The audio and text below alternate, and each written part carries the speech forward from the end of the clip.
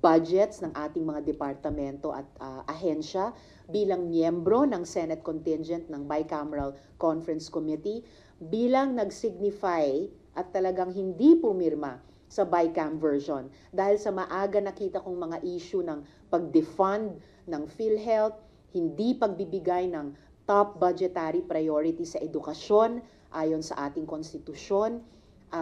dahil binawasan ang budget para sa 4Ps, at bilang kasama ng Minority Leader kong si Senator Coco Pimentel, bumoto ng no sa General Appropriations Act ng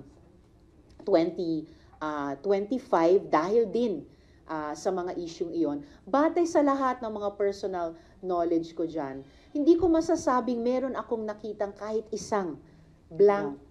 line doon sa GAA na ipinasa ng Kongreso ng ating Republika. Mahirap din namang sabihing ipawalang bisa ang GAA ng 2025 dahil ang implikasyon niyan ay magkakaroon lamang tayo ng reenacted budget na laging hindi yan ideal situation para sa kahit anumang gobyerno. Pero napakaseryoso ng ganitong issue at mga tanong na sa kabila ng mga paliwanag ay patuloy na nire-raise. So katulad ng iniintay ko yung sinabi ng mga advocates groups at kritiko na, well, ihahablan nila kami, ang Kongreso, sa Korte Suprema dahil sa tingin nila may mga unconstitutional na aspeto ng GAA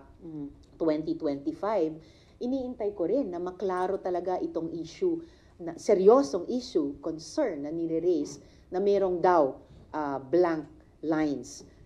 sa GAA.